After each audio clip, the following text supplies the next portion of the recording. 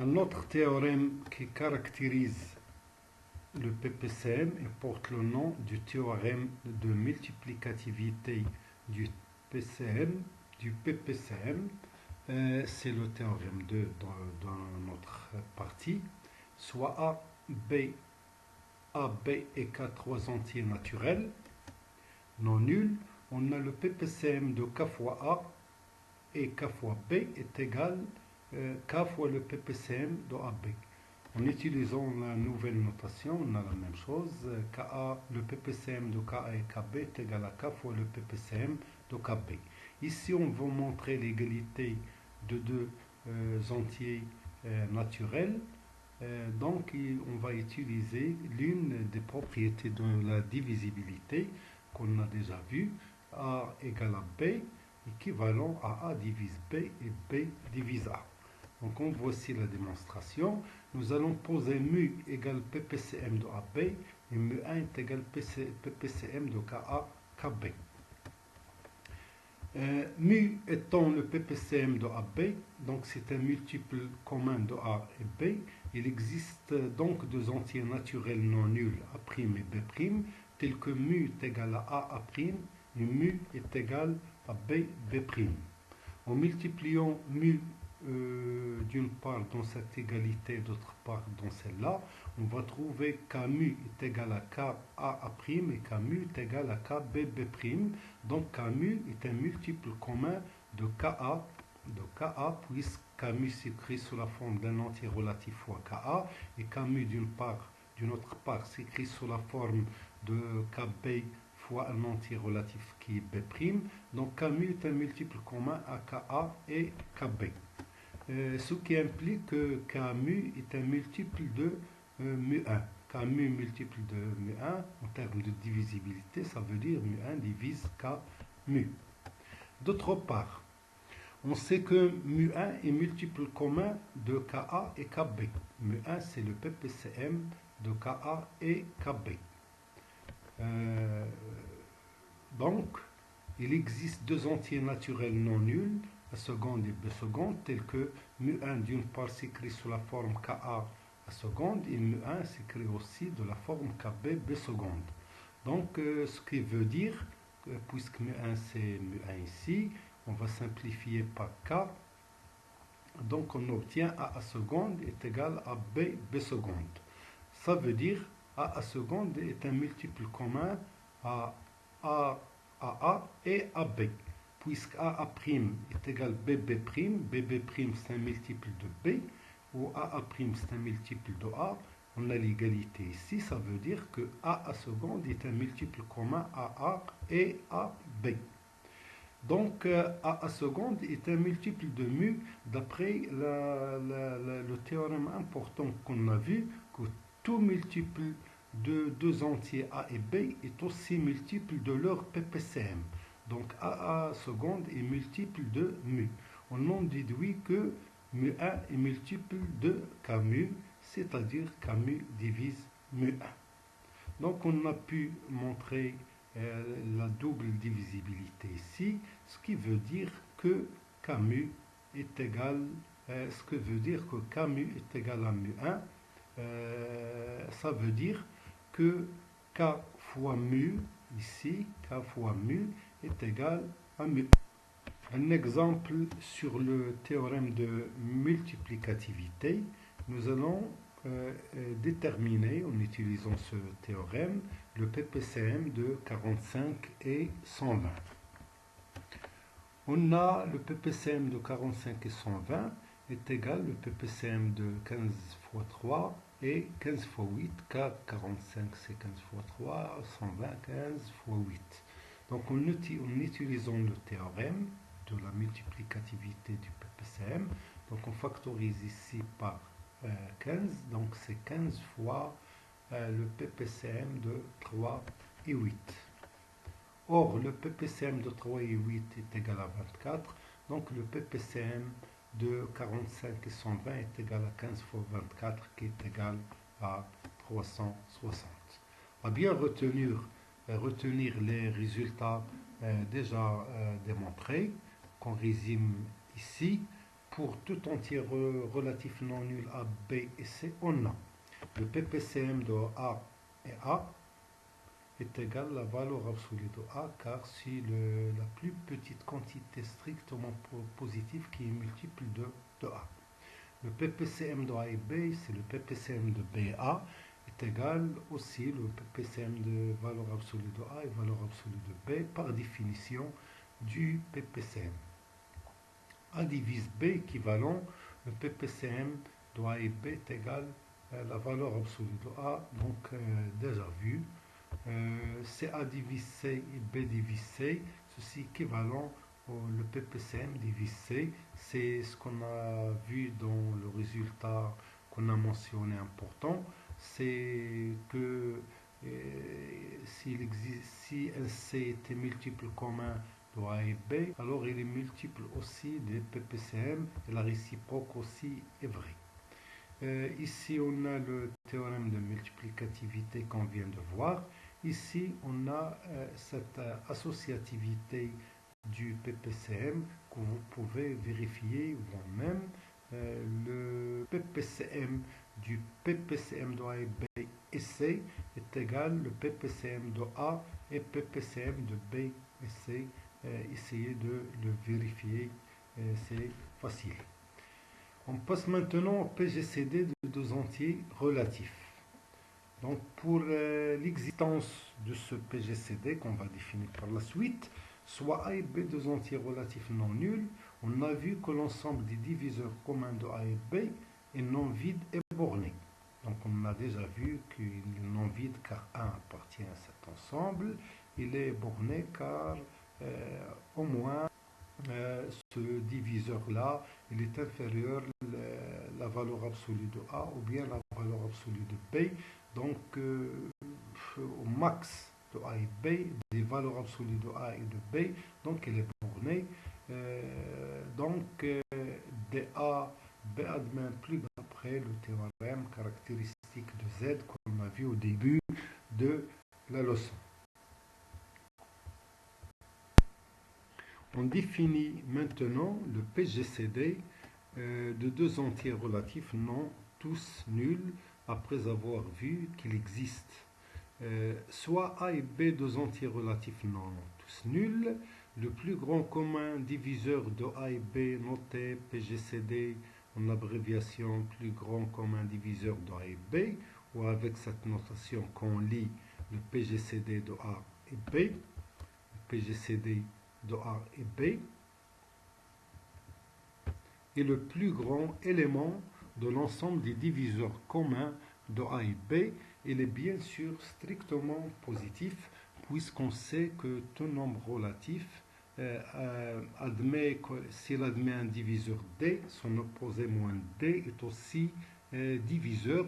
Donc bien sûr le PGCD sera un nombre strictement positif. On donne des exemples. L'ensemble des diviseurs de 12, c'est moins 12, moins 6, moins 4, moins 2, moins 1 et leur opposé. L'ensemble des diviseurs de 15 de même, c'est moins 15, moins 5, moins 3, moins 1 et leur opposé. L'ensemble des diviseurs communs de 12 et 15 est formé de moins 3, moins 1 et 3. On voit bien que 3 est le plus grand diviseur commun de 12 et 15. Un deuxième exemple qui nous montre si on est devant deux nombres qui ne sont pas grands, par exemple ici on veut calculer le PGCD de 7 et 24. Donc on va prendre le petit élément des deux, ici c'est 7, on va donner en extension l'ensemble des diviseurs, mais pour le plus grand, ce n'est pas la peine de donner en extension les diviseurs. Donc on va juste prendre les plus grands diviseurs de 7 ici, qui sont positifs, bien sûr, strictement. On a 1 et 7. Donc pour le 7, on voit bien qu'il ne divise pas 24, donc il ne sera pas un diviseur commun. Et le 1, c'est un diviseur commun. Finalement, on va trouver le PGCD de 7 et 24, c'est 1. Voici quelques remarques importantes sur le PGCD de deux entiers relatifs. La première remarque, pour tout entier relatif non nul A et B, on a toujours le PGCD de A et B, c'est le PGCD de leur valeur absolue. Donc ce résultat découle facilement, rapidement de la définition du PGCD qui est défini comme une quantité strictement positive. Donc si on prend par exemple de nombres de signes différents ici, il suffit de prendre le PGCD de leur valeur absolue, etc. Donc, ceci est dit, dans une recherche de PGCD, on peut donc toujours se ramener à la recherche du PGCD de deux entiers naturels non nuls à retenir. Deuxième remarque, pour tout entier naturel non nul A et B, on a toujours le PGCD supérieur ou égal à 1, inférieur au min des deux nombres. Donc on sait que 1 c'est le plus petit diviseur d'un nombre entier naturel. Donc 1 il sera bien sûr inférieur au nombre entier naturel qui est le PGCD de A et B. Et on sait aussi que le diviseur de A et de B ne peut pas dépasser le plus petit des deux. Donc il va rester toujours inférieur au min de A et B. Troisièmement, pour tout entier naturel non nul A et B, on a l'équivalence suivante. A, le PGCD de A et B est égal à B, équivalent à dire que B appartient à un ensemble diviseur commun. Rapidement, si on va de la gauche vers la droite, le PGCD de A et B est égal à B, ça veut dire que B est le plus grand diviseur commun de B et A, donc B divise A, donc B appartient à l'ensemble des diviseurs de A. Réciproquement, si on prend B appartenant à l'ensemble des diviseurs de A, donc B divise A, et on sait d'ailleurs que B divise B, et c'est le plus grand de ces diviseurs, donc le PGCD de A et B serait B. Une quatrième remarque, pour tout entier naturel non nul C, on a le PGCD de C et 0 est égal à C, bien sûr, car 0 est divisible par tout entier naturel non nul, et C divise lui-même, et c'est le plus grand diviseur de C, donc ça serait le PGCD de C et 0. Nous passons alors vers un théorème très intéressant, similaire à celui qu'on a vu pour le PPCM. Donc il va donner une relation entre les diviseurs de deux entiers naturels et leur PGCD. Donc c'est très important à retenir. Soit A et B, deux entiers naturels non nuls, on note des rangs leur PGCD. On a l'ensemble des diviseurs de A et B est égal à l'ensemble des diviseurs de des rangs, l'ensemble des diviseurs de leur PGCD. Très important. Donc on est devant une égalité ensembliste. On va démontrer cette égalité par la double inclusion comme nous l'avons déjà fait. Démonstration. Donc pour la première inclusion, on va prendre D, un élément de l'ensemble des diviseurs du PGCD, des rangs. Donc D divise le PGCD et D divise A et B. Donc par transitivité, des rangs divise A et B. Donc D appartient à l'ensemble diviseur de oméga. Donc D divise oméga. On sait que le PGCD de A et B les divise. Donc par transitivité, D divise A et B. Donc tous les diviseurs D de Déron divisent A et B. Donc l'ensemble des diviseurs de Déron est inclus dans l'ensemble des diviseurs communs de A et B. Voilà la première inclusion. Pour la deuxième, nous allons considérer un élément D de l'ensemble des diviseurs communs de A et B et désignons par mu le PPCM de D et des ronds. Donc voilà la relation qui existe entre ce théorème et le théorème qu'on a déjà montré pour le PPCM. On a déjà dit pour le PPCM, si on a deux entiers naturels, par exemple A et B, et c'est un nombre est multiple de A et B, alors il est multiple de leur PPCM. Donc, rappelez ça, c'est très important. Désignons par mu le PCM de D, D est un élément qui appartient à l'ensemble des diviseurs communs de A et B, et D rang le PGCD. On a donc D rang est inférieur à mu, bien sûr parce que mu est un multiple de D rang. Donc mu est inférieur ou égal à D rang. A est multiple de D, bien sûr, parce que D appartient à l'ensemble des diviseurs de A et B. Donc A est un multiple de D, ou est un multiple du PGCD encore, parce que le PGCD divise A. Donc A est multiple de mu, parce que mu, donc on a un multiple de D, et A multiple de D rang. Donc d'après la propriété intéressante du PPCM, A est multiple de leur PPCM qui est mu. Donc, de même pour B, on va faire la même chose pour B. Donc, B est un multiple de D et de D rang, donc multiple de mu.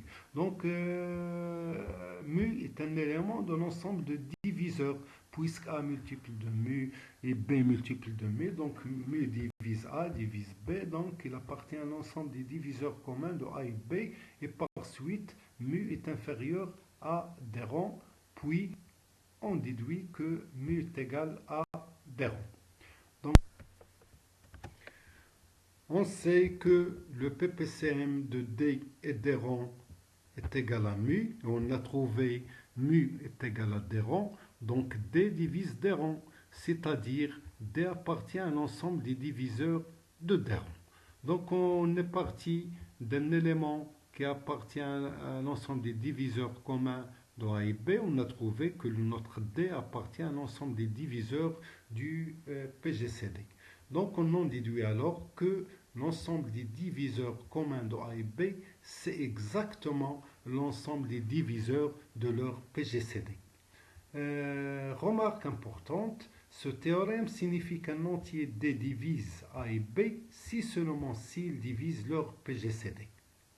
Mais voyez bien que si un élément divise le PGCD, donc trivialement, il va diviser A et B. Donc ça, c'est bien. Mais l'autre sens, c'est le sens très important. On le trouve dans plusieurs situations, dans plusieurs exercices que vous allez rencontrer. Donc c'est un élément D, un nombre D divise A et B, alors ce D divise le PGCD. Donc notez bien ce résultat, il sera très utile pour la résolution de plusieurs exercices. Donc tout nombre qui divise A et B, il va diviser encore leur PGCD. On passe à un deuxième théorème sur le PGCD. Il s'appelle aussi le théorème de la multiplicativité du PGCD, comme on l'a vu pour le PPCM. Le théorème, soit A, B et K, trois entiers naturels non nuls, on a le PGCD de KA, KB est égal à K fois le PGCD de AB. Donc on a la multiplication, c'est pour cela on l'appelle théorème de multiplicativité du PGCD. Donc pour la démonstration, on va poser un D rang est égal PGCD de A et B et un D rang 1 est égal au PGCD de KA et KB. Donc il existe deux entiers naturels non nuls A' et B', A' et B', tels que A est égal D.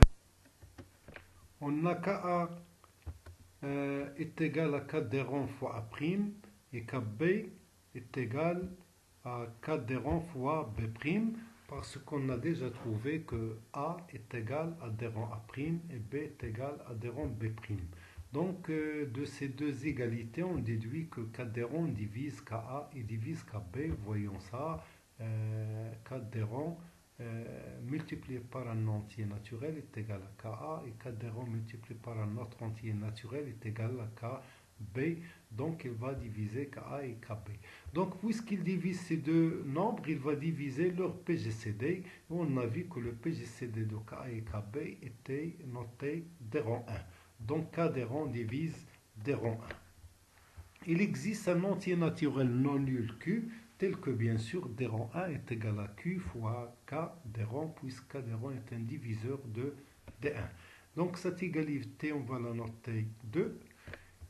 D'autre part, il existe deux entiers naturels A seconde et B seconde, tels que KA est égal à D rang 1 fois A seconde et KB est égal à D rang 1 fois B seconde. Pourquoi ça? Parce que D rang 1 est le PGCD de KA et KB, donc D rang 1 divise KA et D rang 1 divise KB, d'où l'existence de ces deux entiers naturels. D'après 2, on a KA, donc KA ici, on remplace l'expression de 2, des rangs 1, on va la remplacer par Q, K des rangs. Donc on obtient KA est égal à Q, K des rangs fois A seconde. De même pour KB est égal à Q, K des rangs B seconde. Or K n'est pas nul, donc on peut simplifier par K. On va trouver que A est égal à Q des rangs A seconde. Et de même pour B, en simplifiant ici par K, est égal à Q des rangs B seconde, ce qui signifie que Q des rangs divise A et divise B. Donc, puisque Q des rangs divise A et divise B, il va diviser leur PGCD, qui est des rangs. Donc, Q des rangs divise des rangs. Et on sait que des rangs divise Q des rangs, puisque c'est multiple, Q des rangs était multiple de des rangs. On a trouvé ici que Q des rangs divise des rangs, donc les deux sont égaux. Donc Q des rangs et des rangs sont entiers naturels multiples l'un de l'autre et sont égaux. En remplaçant Q des rangs par des rangs dans 2, donc si on revient ici et on remplace K des rangs par des rangs, on va trouver que notre PGCD de KAKB qui est des rangs 1 est égal à K fois des rangs. Donc c'est un multiple de PGCD de AP. Donc d'où le résultat souhaité, le PGCD de KAKB qui est des rangs 1 est égal à K fois le PGCD de A et B. Donc, une application de ce théorème de multiplicativité du PGCD, donc ce théorème déjà, il va nous aider à calculer le PGCD de quelques nombres qui sont assez grands, ils ne sont pas très grands, mais on peut pousser dans le calcul des PGCD grâce à ce théorème. Donc, déterminons par exemple le PGCD de 300 et 375. Donc, pour la solution, le PGCD de 300 et 375, on voit bien, donc on doit chercher un multiple commun des deux nombres. Donc, on veut chercher le plus grand possible. Donc, on voit que 25 fois 12 est égal à 300 et 25 fois 15 est égal à 375. Donc en utilisant le théorème de multiplicativité, donc est égal à 25 fois le PGCD de 12 et 15. Or le PGCD de 12 et 15 est égal à 3, donc est égal